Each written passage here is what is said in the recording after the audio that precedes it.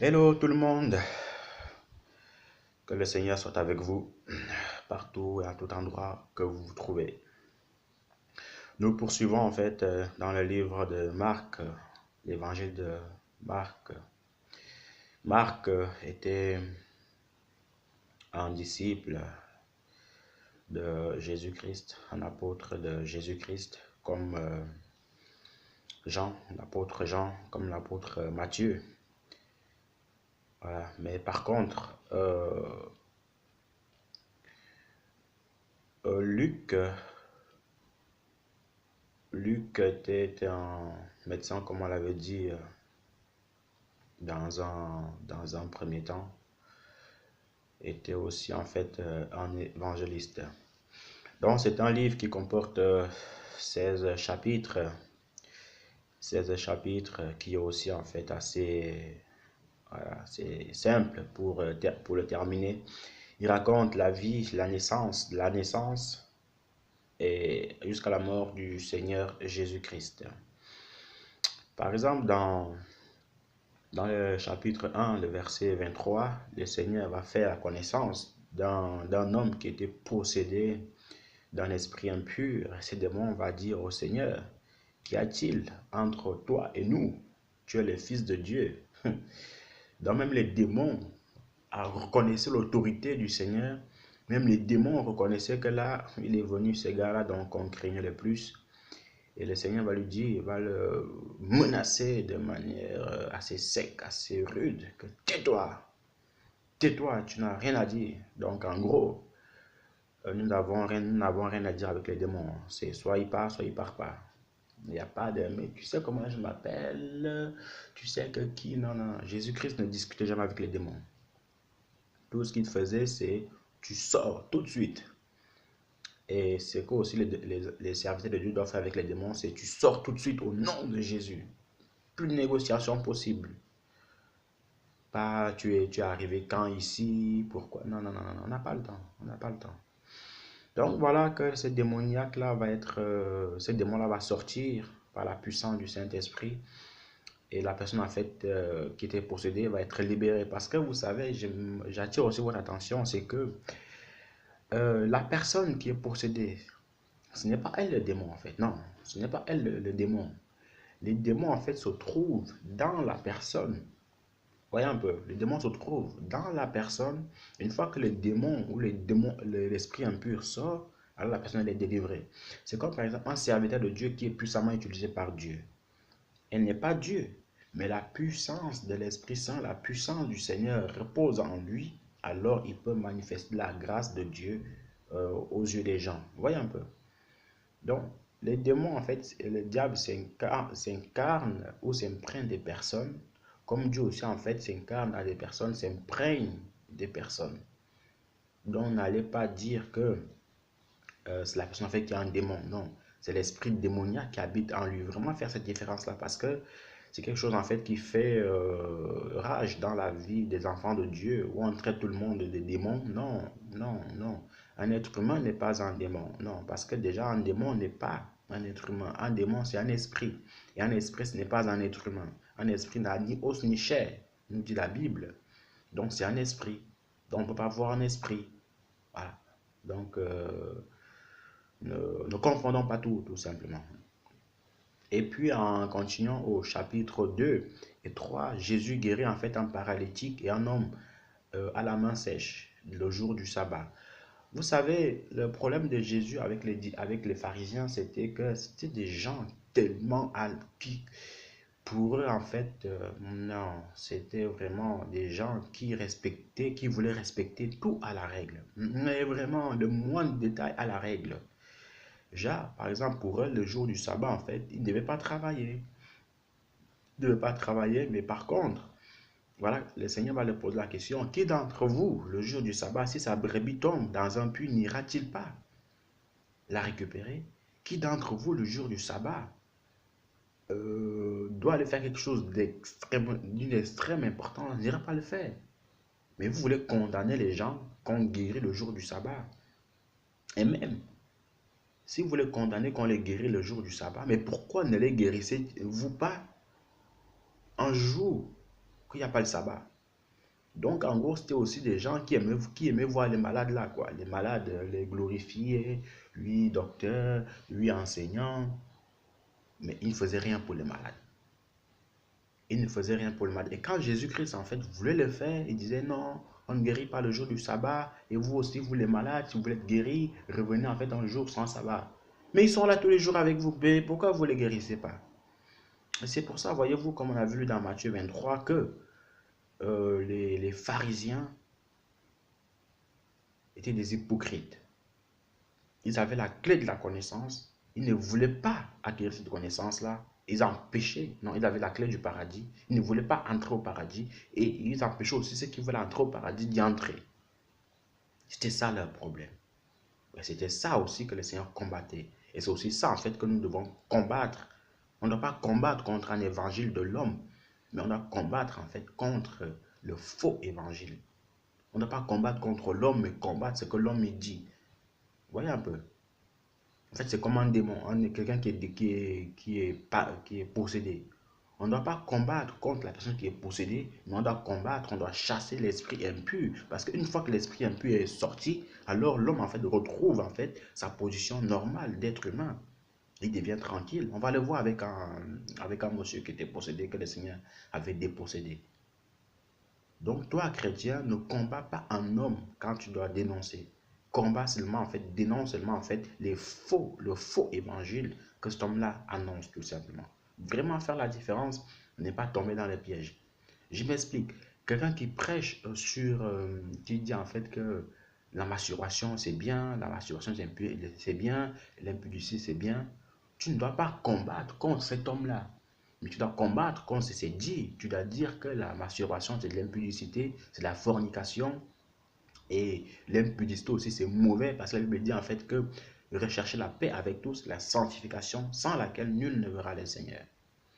Vous voyez un peu. Donc, c'est sur ça qu'il faut combattre. C'est ça qu'il faut dénoncer.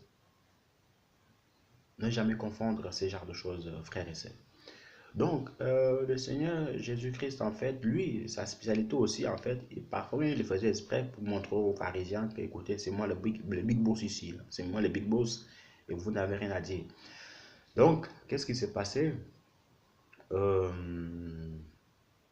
le Seigneur guérissait beaucoup de malades le jour du sabbat, donc voilà, un jour de repos, parce que j'attire aussi votre attention, c'est que je ne sais pas qui a dit ou qui a instauré que c'est seulement en fait le samedi qui est un jour du sabbat. Non, non. C'est vrai que samedi ça ressemble à sabbat et tout ça. Non, mais c'est pas ça, bien aimé, c'est pas ça.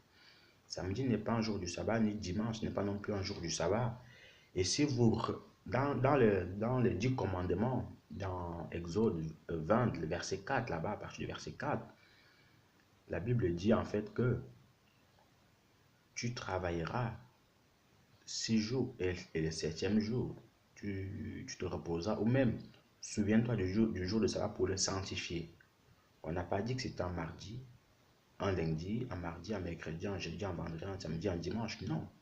Mais souviens-toi du jour du sabbat pour le sanctifier. Ça veut dire quoi, bien-aimé? Ça veut dire que tu dois faire tes activités, tout ce que tu veux, toute la semaine, et tu dois réserver un seul jour au Seigneur. Tu dois réserver un seul jour de repos. Puisque le Seigneur aussi, ayant créé toutes choses en 6 jours, le Seigneur en fait, il s'est reposé. Donc tu dois travailler pendant 7 jours, non, pendant 6 jours, et le septième jour, tu dois te reposer. Ce n'est pas dit que c'est un dimanche ou un samedi, non. Sinon, on condamnerait en fait ceux qui travaillent le dimanche. Tu ne dois pas condamner ceux qui travaillent le dimanche. Même le jour du Seigneur, ce n'est pas le dimanche. Ça, c'est des choses en fait qu'on nous a dit et qu'on a avalé comme ça sans vérifier. Les jours de la semaine, c'est un homme qui les a mis en place. Les jours de la semaine, en fait, ils ont des rapports avec des dieux, avec des démons, si vous voulez. Ça va peut-être vous choquer. Même, c'est comme si, en fait, les jours, les mois de l'année, les noms des planètes. Vous savez, Jupiter, Mars, Vénus, Planus, machin, truc comme ça. C'est des noms démoniaques. Faites des recherches. Janvier, février, tous ces jours-là, lundi, mardi. Donc, on ne peut pas dire ce que le Seigneur n'a pas dit. Ce que le Seigneur a dit, c'est que tu dois travailler 6 jours, 7 jours, tu dois te reposer. Donc, si tu travailles du lundi au samedi, sache que dimanche, il faut que tu te reposes. Maintenant, ceux qui travaillent en fait comme les femmes sages ou les infirmières qui ont seul jour de repos ou 2 jours, elles doivent savoir en fait qu'elles doivent travailler pendant 6 jours. Ces jours en fait doivent se reposer. Maintenant, ça aide tout le monde de s'organiser dans son planning.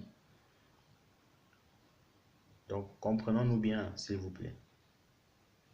Parce qu'il y a beaucoup de chrétiens qui condamnent ceux qui vont travailler le dimanche. Ah, mais tu sais, dimanche, c'est le jour du Seigneur. Non, non, non, non, non, non.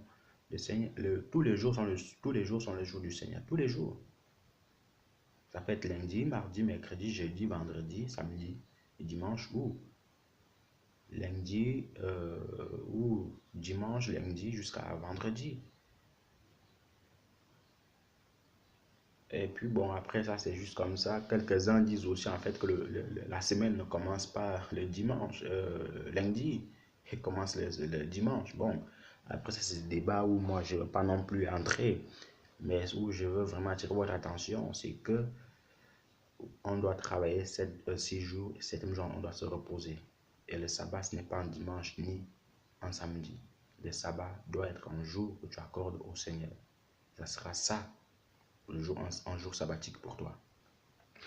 Donc, en gros, le Seigneur a voulu aussi faire comprendre aux pharisiens qu'il était même lui-même en fait maître du sabbat. Maître du sabbat, ça veut dire quoi? Ça veut dire que c'est lui qui gouverne tout, celui qui décide de tout en ce qui concerne en fait le sabbat, tout simplement.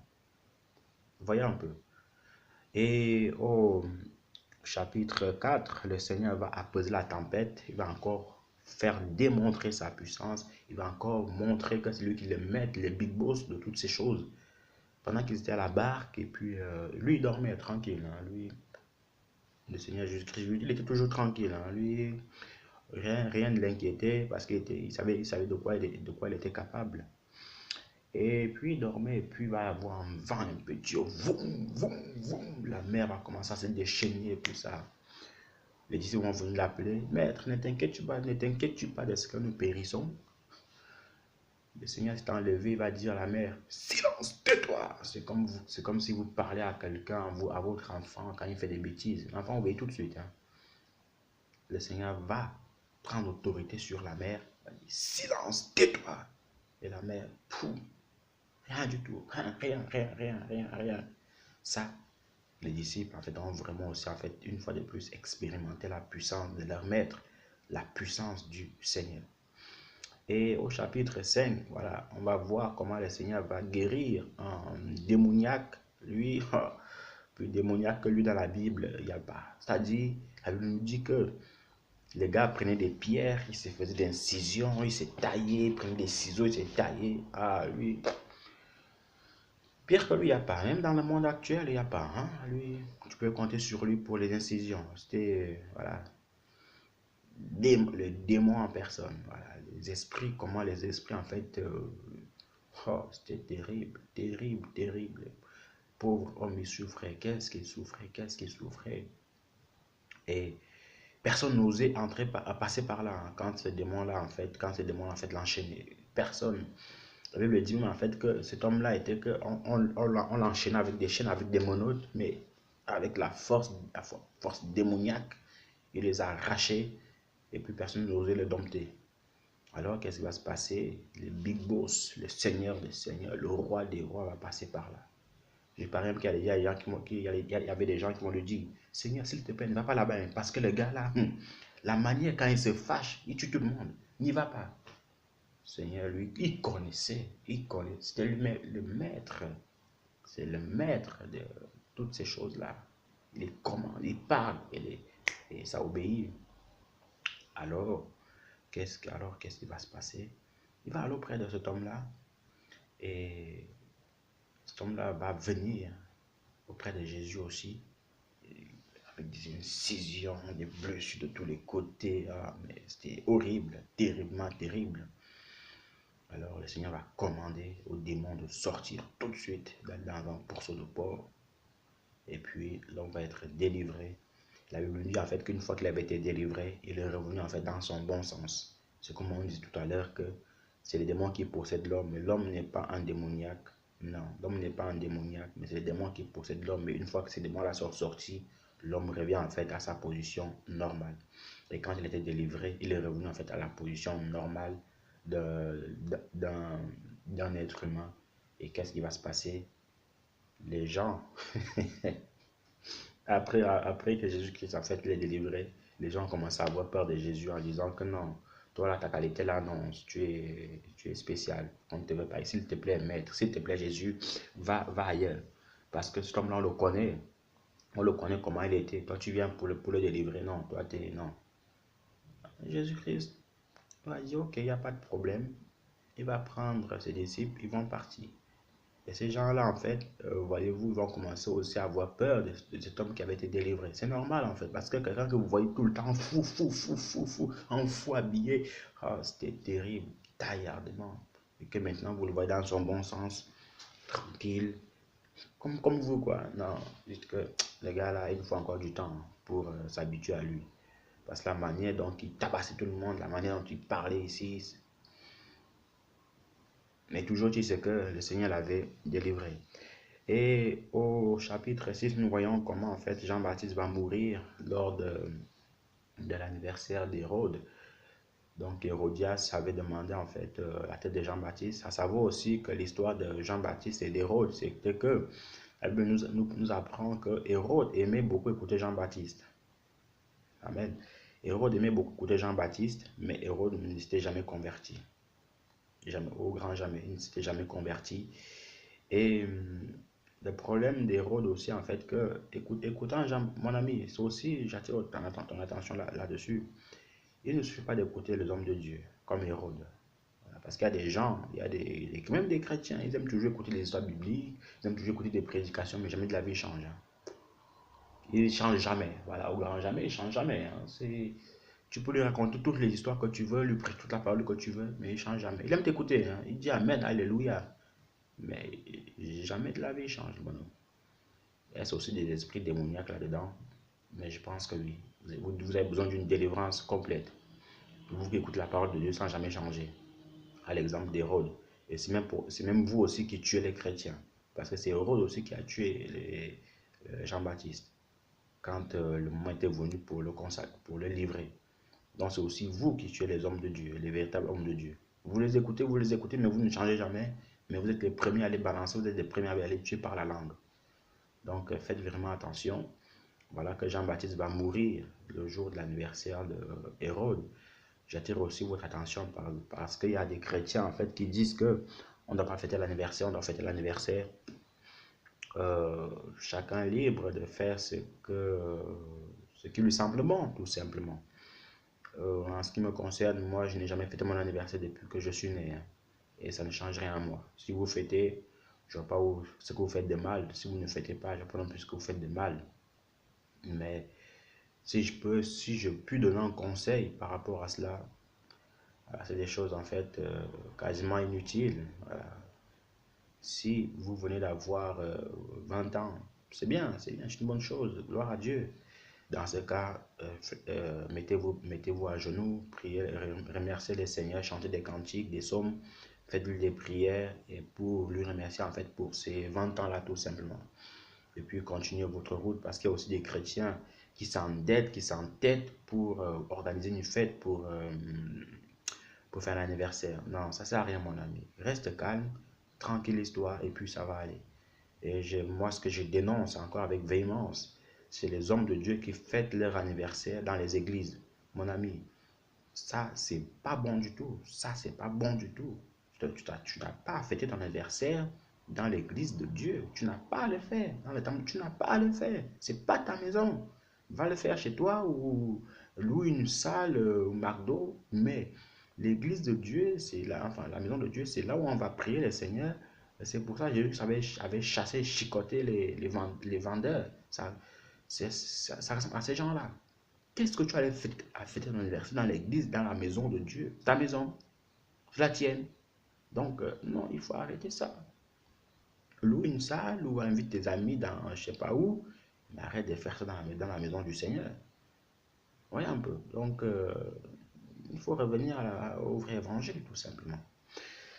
Amen. Donc, nous continuons au chapitre 7. Le Seigneur va condamner les pharisiens par rapport à leur tradition parce qu'ils commencent à remplacer leur tradition et en oubliant en fait le commandement du Seigneur. Le Seigneur va leur dire, vous remplacez, vous mettez vos traditions en avant plutôt que de servir le Seigneur et c'est pas bon quoi.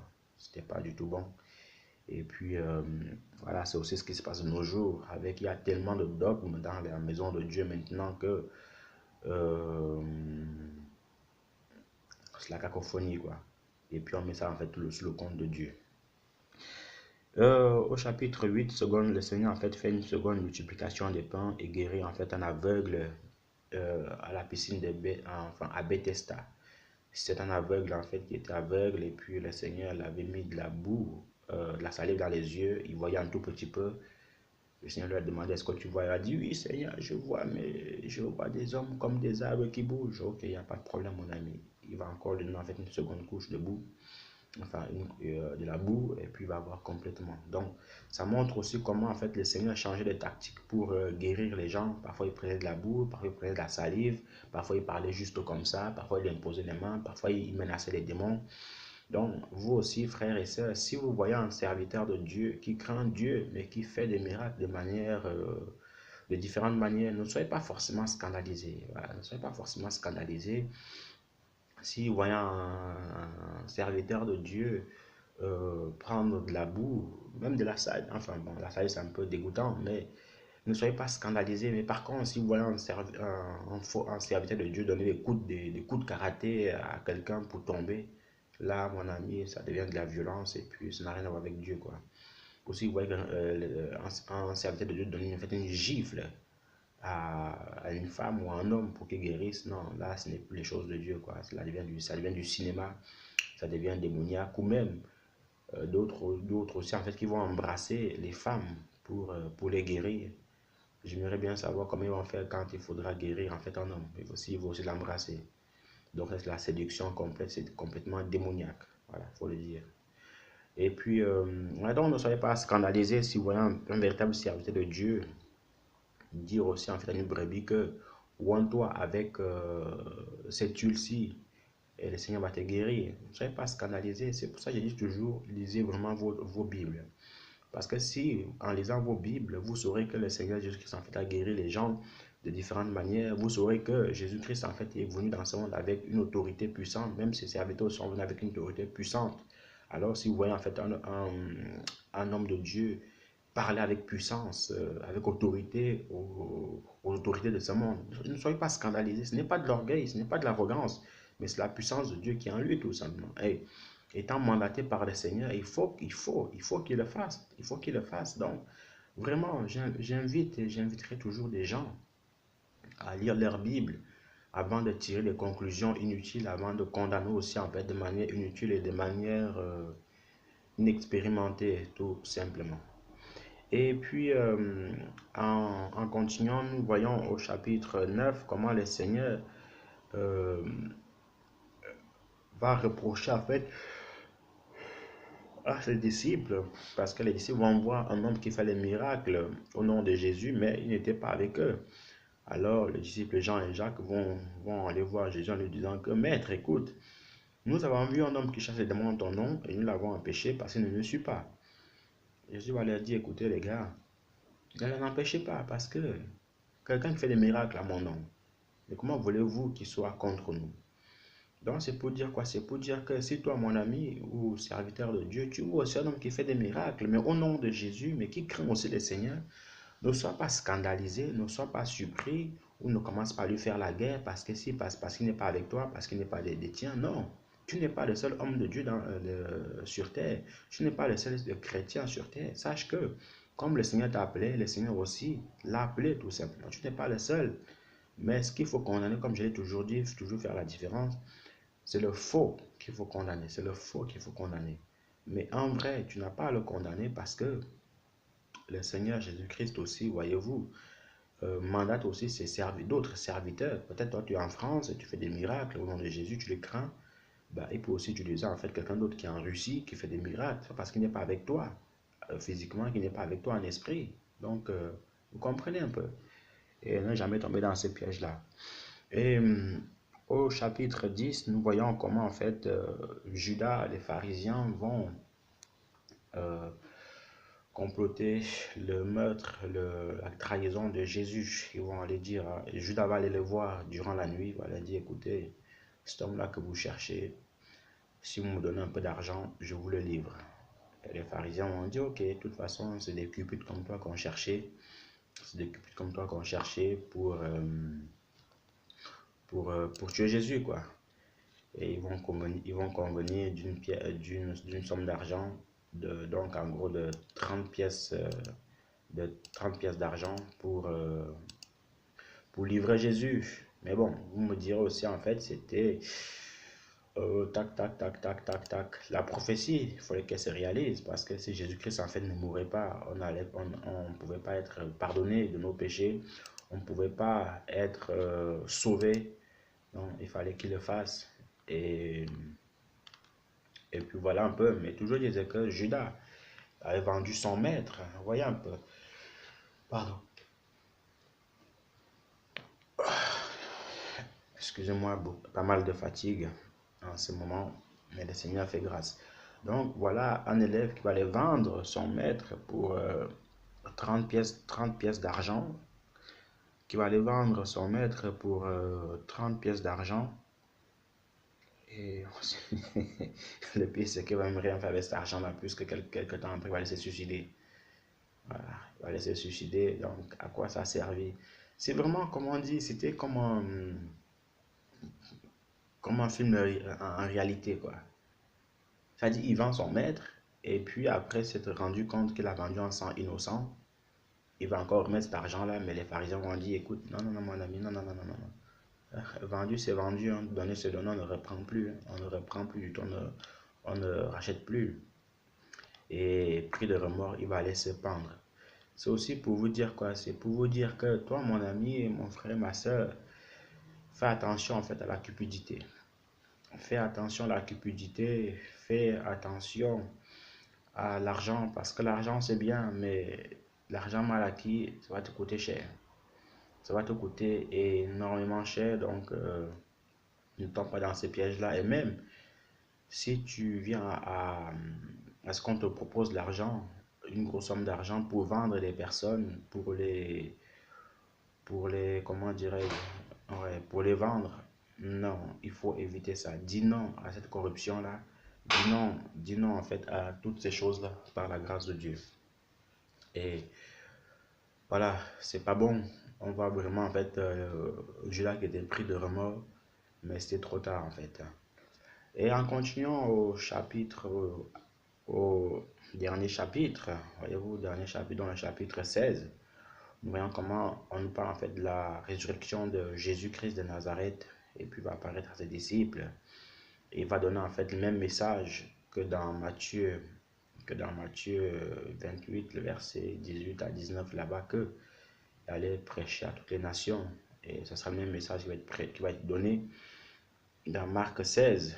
Il va leur dire, écoutez, allez par tout le monde, baptiser et prêcher, quoi. Ceux qui vont écouter seront sauvés. Ceux qui vont être baptisés seront aussi sauvés. Mais toujours, tu sais que vous allez faire votre travail et tout ira bien. Donc, en fait, c'est un devoir que le Seigneur nous donne hein, en tant que chrétien d'aller prêcher la parole de Dieu. C'est un devoir que le Seigneur nous donne d'aller dire les choses de Dieu sans jamais se fatiguer. Et ne jamais en fait se créer ses propres blocages, à savoir que non, ils se convertiront jamais, non, ils feront jamais ci, ils feront jamais ça. Non, non, ne dis jamais ça. Parce que tout ce que Dieu te demande de faire, c'est parce qu'il y a un but. Tout ce que Dieu te demande de faire, c'est parce que il sait que les gens vont se convertir. Parce qu'il a même déjà aussi préparé, si vous voulez, des âmes. Il a même déjà disposé des âmes pour cela. Tout ce que nous on a à faire, en fait, c'est d'ouvrir la bouche pour prêcher la parole de Dieu. Donc, voilà un peu. Dieu vous bénisse abondamment et que sa grâce puisse continuer, en fait, à lui dans votre vie. Bon dimanche à tout un chacun et bon travail aux travailleurs. Bon culte à ceux qui vont écouter le culte et que sa grâce puisse continuer à lire dans votre vie. Amen.